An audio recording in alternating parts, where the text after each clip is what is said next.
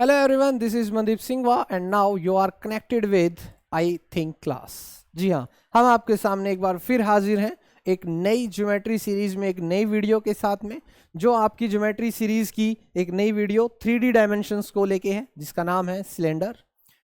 अगर आप चैनल पर नए हैं तो लाइक, शेयर और सब्सक्राइब जरूर बनता है दोस्तों। तो चलिए एग्जाम पॉइंट ऑफ व्यू से हम सिलेंडर को पढ़ेंगे और फाइंड आउट करेंगे कि एग्जाम में हमारे कौन कौन से जो क्वेश्चंस हैं वो इससे रिलेट कर सकते हैं, आ सकते हैं, जो हमें सिलेक्शन दिलाएंगे।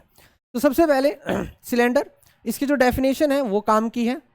इस सिलेंडर इज ए 3 डायमेंशनल, हम सारा का सारा अभी जो पोर्शन पढ़ रहे हैं वो 3 डायमेंशन का है।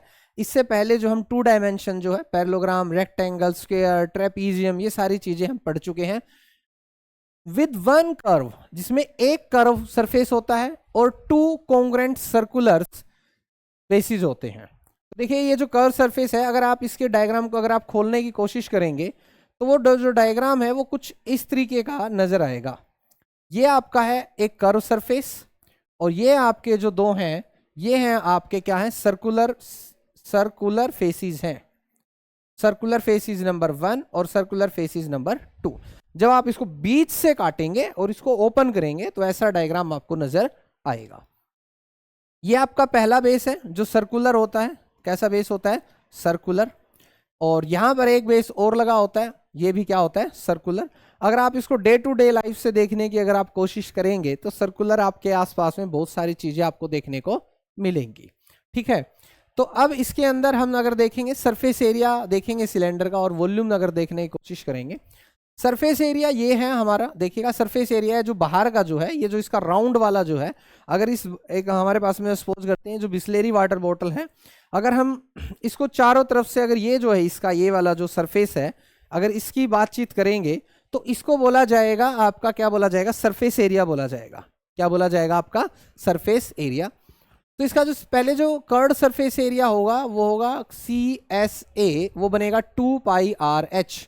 बाहर का जो आउटर है उसको बोला जाएगा 2πRH। अब अगर आप इसे ऐड करना चाहते हैं, अगर आप इसे क्या करना चाहते हैं, टोटल सरफेस एरिया बनाना चाहते हैं, तो देखेंगे हम इस चीज को सीखेंगे। सबसे पहले अगर आप इसका बाहर का सरफेस एरिया क्रिएट करेंगे तो 2πRH प्लस, अब आप एक जो ढक्कन है, ये जो सर्कुलर ढक्कन है, आप इसको नीचे लगा रहे हैं तो ये बनेगा πR का स्क्वायर, प्लस एक जो ढक्कन है ये जो ऊपर लगेगा यहां पर, वो भी क्या बनेगा? πR का स्क्वायर। और यहीं से जो हमारा फॉर्मूला क्रिएट होगा जो बनेगा 2πRH, और इन दोनों को ऐड करके आप लिख सकते हैं 2πR का स्क्वायर। क्या लिख सकते हैं? 2πR का स्क्वायर। इसमें एक चीज और भी है जो आप इसमें से जो कॉमन निकाल के लिख सकते हैं, और वो कॉमन निकाल के क्या चीज लिख सकते हैं, देखिएगा इन दोनों के अंदर 2πR और 2πR कॉमन निकाल सकते हैं आप। यहां से 2πR, यहां से 2πR अगर आप कॉमन निकालेंगे यहां से, तो यहां पर कौन बचेगा? पहले वाले में H प्लस 2πR। R यहां पर 2 बार था तो एक बार बाहर निकालने पे एक R क्या बच जाएगा आपका? अंदर। ये भी आपका टोटल सरफेस एरिया का फॉर्मूला बनता है।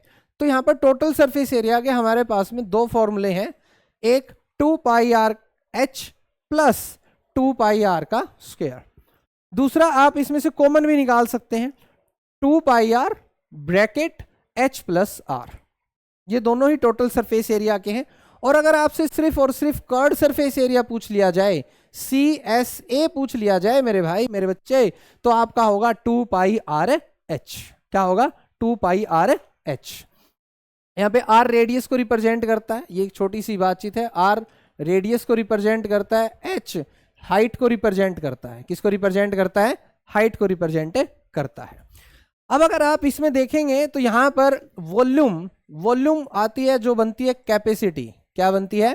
कैपेसिटी। इसके अंदर जो वैल्यू है कितनी आ सकती है, कितनी इसके अंदर क्वांटिटी आ सकती है, 1 लीटर 2 लीटर इस प्रकार से, तो वो आपकी बनेगी कैपेसिटी। और इसका फॉर्मूला बनेगा πR स्क्वायर H।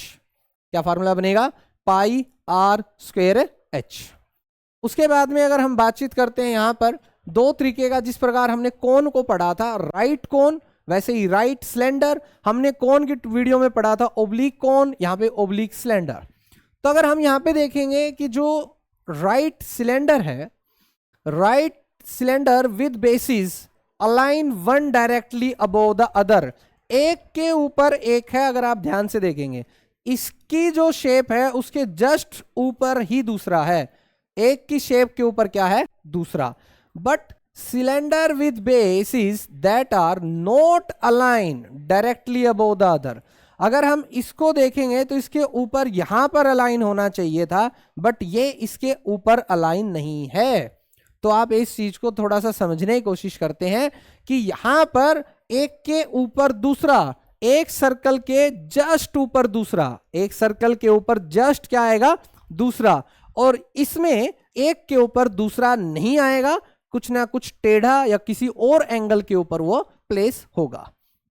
ओके, तो इसी के अंदर नया जो आ जाता है, ये एक सिलेंडर है, cylinders with one base cut off, एक बेस को अगर आप काट देंगे तो उसे बोला जाएगा ट्रॉन्केटेड सिलेंडर। देखो यहां पर इस शेप में आपका एक बेस ये रहा, दूसरा बेस को टेढ़ा काटा गया है, ये आपके एग्जाम पॉइंट ऑफ व्यू से मोस्ट इंपॉर्टेंट है।